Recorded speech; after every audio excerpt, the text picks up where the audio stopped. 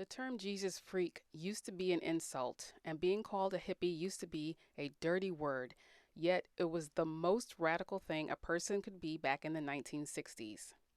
One thing I've noticed over the years is that the media and nostalgia have made it seem that the hippies were wonderful and welcome in society in the 1960s.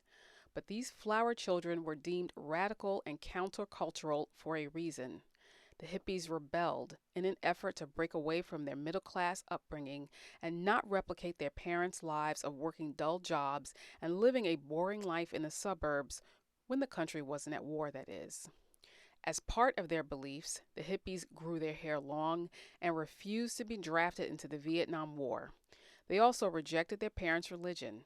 Instead of Christianity or Judaism, many hippies turned to Eastern religions. Instead of school, they dropped out and went back to the land, growing their own food and living in communes. So, set in 1968, the film Jesus Revolution is about the hippies in California discovering Jesus. The movie was released in February 2023, and it's based on the real life events of three men: Pastor Chuck Smith, Lonnie Frisbee, who is a young hippie street preacher, and teenaged hippie wannabe Greg Laurie. The movie highlights their quest to overcome their fears, and much of their struggles are still relevant today. So, what was at stake for these three men? In the movie, Pastor Chuck Smith needed to fill his almost empty church so that the young people, especially the hippies who were pegged as the lost generation, could hear the life saving gospel of Jesus Christ. Pastor Smith's church had a few older members, but young people are the future, and with no young people attending, the future of Pastor Smith's church looked bleak. Lonnie Frisbee, the second man, who had hitchhiked around California from San Francisco to Costa Mesa, was looking for credibility and wanted his own congregation. He wanted people to listen to him and take him seriously as a preacher. The third person, high schooler Greg Laurie, was stuck in a small mobile home with his divorced alcoholic mother, and he was searching for his purpose in life. And because he had no father or other relatives besides his mother, he really needed to build a community of people that he could rely on. So, what was at stake for these three men? Well, Pastor Smith already had an established church known as the Calvary Church in Costa Mesa, California. So Pastor Smith had a lot to lose, including his existing church members, by allowing the hippies to attend. Because some of Pastor Smith's long-standing church members resented the unconventional and shoeless young hippies. But despite the mockery and threats from his existing members, Pastor Smith opened his doors to the hippies anyway. The second man, Lonnie, was central to leading the hippies into Pastor Smith's church. Once Lonnie meets Pastor Smith, he convinces the pastor to let him preach. And Lonnie's youthful charisma and energy drew the hippies into the church. But Lonnie deviates away from Pastor Smith's Bible-based preaching, and that creates a rift between him and Pastor Smith. But the movie also hints that Lonnie is wrestling with his own personal demons. The third man, high schooler Greg Laurie, was a young and bored cadet looking after his alcoholic mother. And because he was a young man trying to find his way, he was questioning the purpose of cadet school and life in general.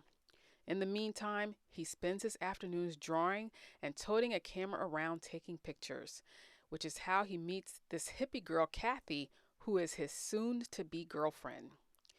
So like Greg, Kathy's on a quest for the meaning of life, and together they tune in and attempt to drop out of society, but only on the weekends.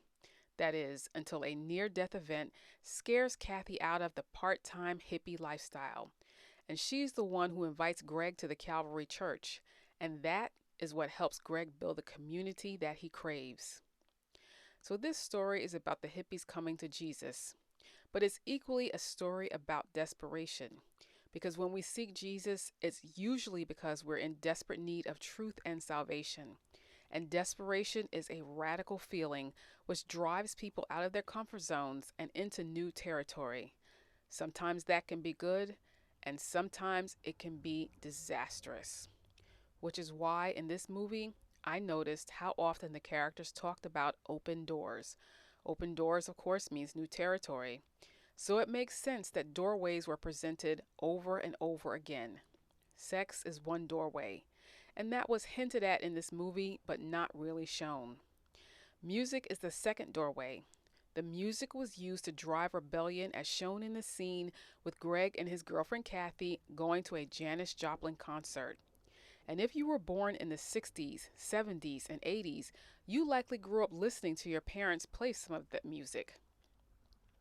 Or, music can be used for its original purpose, which is to worship God and help others learn to worship Him too. This is shown in a later scene when Greg Laurie enters Calvary Church for the first time. There is a really sweet song from a 1970s Christian band playing in the background. That was actually my favorite scene in the movie. It has a warmth to it that illuminates how Greg was drawn to the truth and welcomed by everyone in the church. And Greg witnesses a paralyzed man in a wheelchair asking for help, and in return being prayed over by everyone during his visit to the church. Greg was broken and from a broken home, and seeing the church attendees rush to help the man humbled and scared him. Now, you can't have a movie about hippies and depicting them as the lost generation without mentioning drugs. Drugs are the third doorway, with mental, physical, and spiritual death on the other side.